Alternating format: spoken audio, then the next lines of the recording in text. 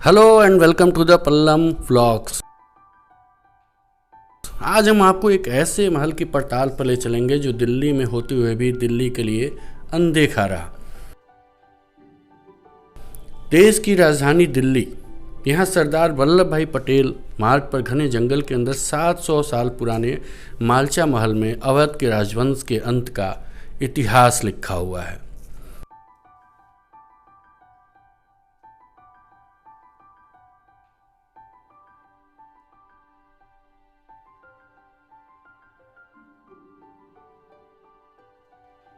करीब 40 साल तक महल के अंदर झांकने की कोई जुर्रत तक नहीं कर सका और इसी दौरान उस महल में अवध के राजवंश का अंत हो गया। तो आखिर क्या कहती है उस वीरान महल की दुनिया।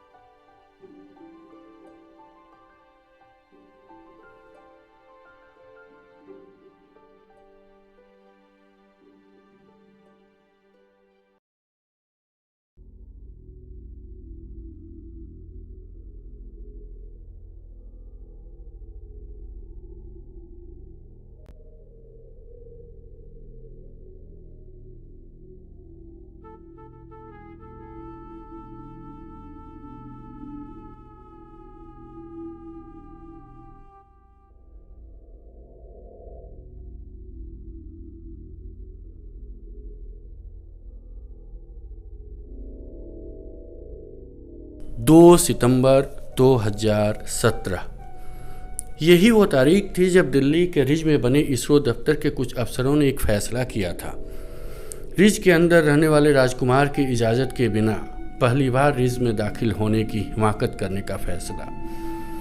लेकिन अफसरों की इसी हिमाकत ने ही अवध के रूलर्स के वारिस के अंत हो जाने पर मुहर लगा दी।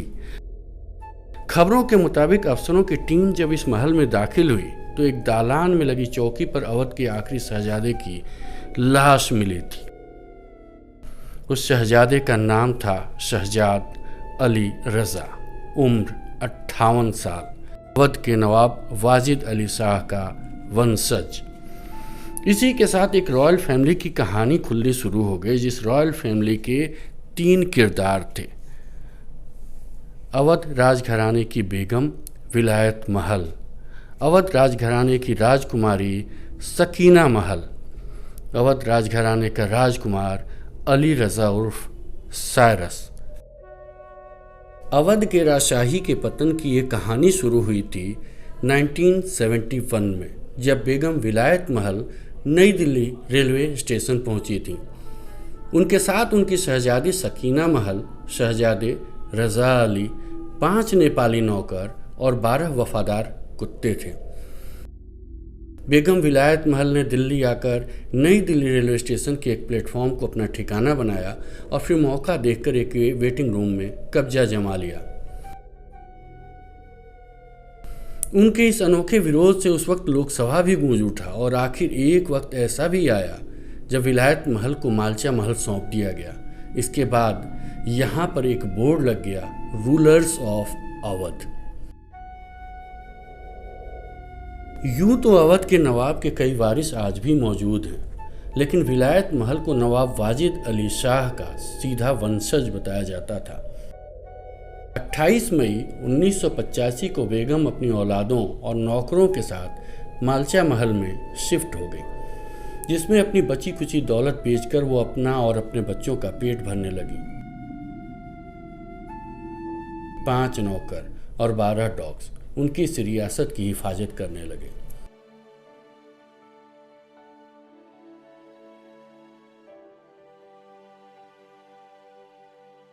आखिर इसी वीराने में अवध की एक बेगम ने ख्वाबों ख्यालातों की दुनिया बसा ली, जिस दुनिया में सिर्फ कमी थी तो एक राजा की और उसकी प्रजा की। इस ख्वाबी किले में विरासत संभालने के लिए शहजादा और शहजादी थे, हुक्म बजाने के लिए 5 नेपाली नौकर थे। लेकिन आम जीवन जीने के लिए ना तो बिजली थी, ना ही पीने के लिए पानी था। मालचा महल जर्जर होता गया। जर्जर महल की छतों से धूप आने लगी तो बारिश में पानी भी टपकने लगा।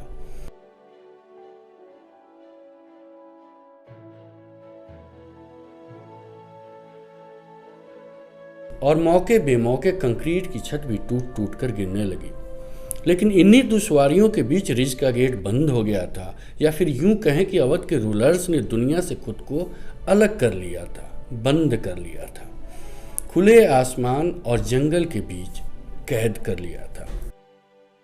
पर वक्त के साथ इस महल में बेबसी और बेचारगी तारी होती गई होगी। अवध के आखिरी वारिसों की बची खुची दौलत खत्म होती गई होगी और मालचा का कथित साम्राज्य भी सिमटने लगा होगा। माना जाता है कि पैसों की किल्लत से नेपाली नौकरों ने पहले भरोसा तोड़ा होगा। वो महल छोड़कर भाग गए होंगे और फिर वक्त पूरा होने के साथ खूंखार कुत्ते भी दम तोड़ते गए होंगे। आखिर इन्हीं हालात में बेगम विलायत महल ने भी अपनी जिंदगी खत्म करने का फैसला कर लिया। उन्होंने महल के अंदर खुदकुशी कर ली और विलायत महल की खुदकुशी के साथ इस वीराने में काले साये के किस्से चस्पा हो गए।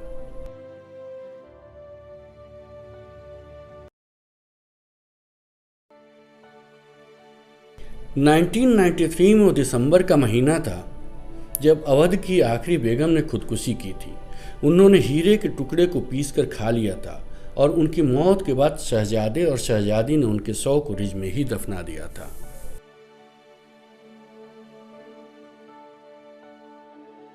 आखिरी वक्त में एक बेगम की बेबसी क्या रही होगी, वो उस बेगम के हाथ से लिखे एक नोट से ही समझा जा सकता है, जिसमें लिखा था, मालचा महल में ये क्या गिर रहा है जिसे सुल्तान फिरोज शाह ने 13वीं शताब्दी में बनवाया था।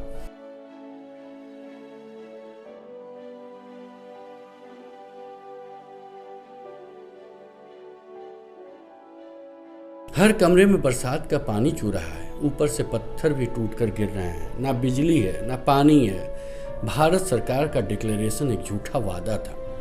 कहते हैं कि बेगम की मौत के 1 साल बाद एक दिन बावरिया गिरोह ने कुत्तों को जहर खिला दिया और बेगम ने जिन हीरों को खाकर जान दी थी, उन हीरों की तलाश में उनकी कब्र खोद डाली, जिसके बाद शहजादे और शहजादी ने अपनी मां के अवशेषों को जला दिया और उनकी राख एक जार में भरकर इस महल में रख दिया।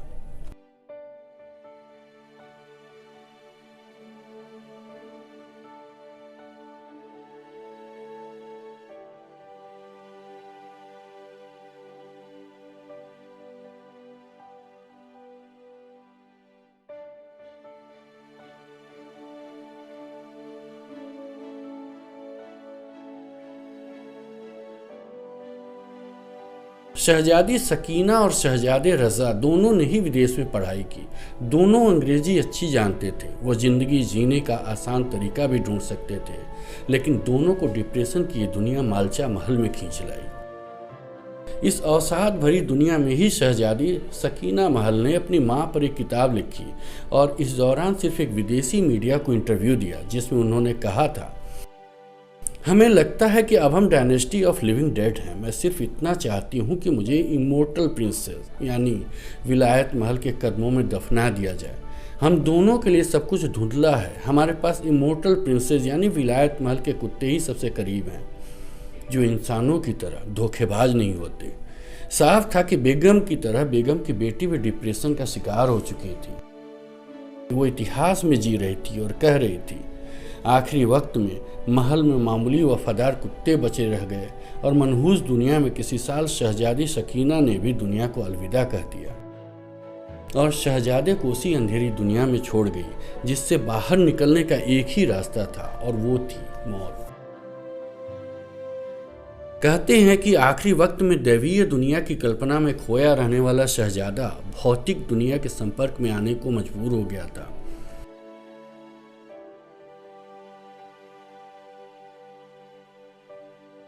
वो बीमार होने के बाद फ़ोन से कुछ लोगों के संपर्क में रहने लगा था। उसके पास कुछ नहीं बचा था, लेकिन कभी कभी उसके पास लोगों ने मनी ऑर्डर आते देखे।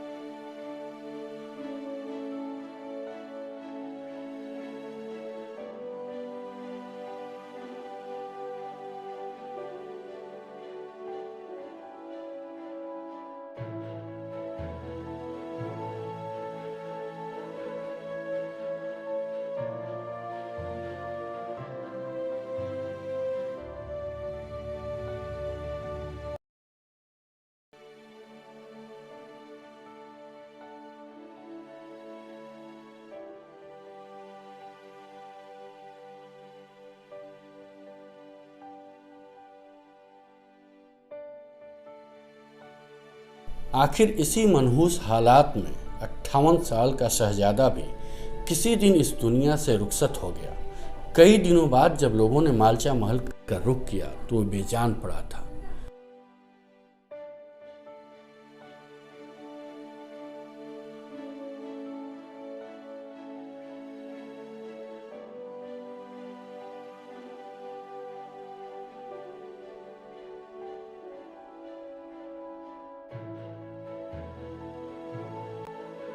और इसी तरह से मालचा महल में एक तथाकथित डायनेस्टी गुम हो गई।